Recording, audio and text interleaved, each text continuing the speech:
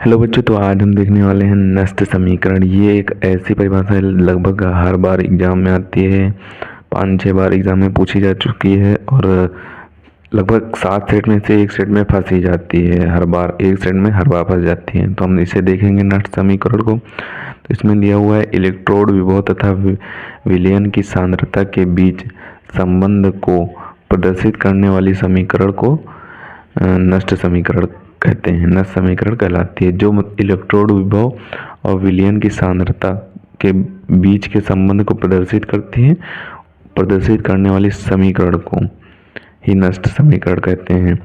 और अगर आपसे ये तो 1 या 2 नंबर में पूछा जाएगा तो आप इतना ही लिख देंगे। अगर ज़्यादा नंबर में पूछा जाए तो ये भी पूछा जाएगा कि इलेक्ट्रोड विभव ई तथा मानक इलेक्ट्रोड विभव ई नॉट में संबंध बताइए। तो आप इतना और लिख देंगे, ई बराबर E naught minus 2.303 RT upon NF log 1 upon ये स्मॉल कैपिटल N है और उसके बाद कैपिटल M है, उसके बाद स्मॉल n बना के उसके ऊपर प्लस लगा दिया गया, स्मॉल n प्लस। तो ये संबंध है इलेक्ट्रोड विभव और मानक इलेक्ट्रोड विभव में।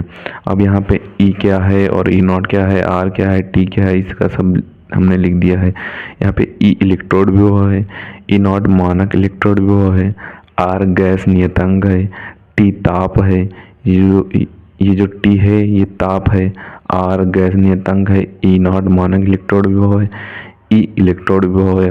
और ये जो Mn दिया हुआ है यहाँ पे Mn प्लस, ये धातु आयनों की मोलर सांद्रता है, धातु आयनों की मोलर सांद्रता ये यहाँ पे दी गई है। तो यही नष्ट इलेक्ट्रोड विभव और मानक इलेक्ट्रोड विभव में संबंध है। अगर संबंध पूछा जाए तो आप इतना लिख के इसे दर्शा देंगे तो आपको लगभग तीन ही नंबर में पूछा जाएगा। अगर इतना पूछा जाएगा तो इतना लिख के ये भी आपको लिखना जरूरी होगा, उसको दर्शाना होगी कि इसमें ये है क्या। अगर ये आपने लिख दिया तो आपको तीनों में तीनों नंबर मिल जाएंगे।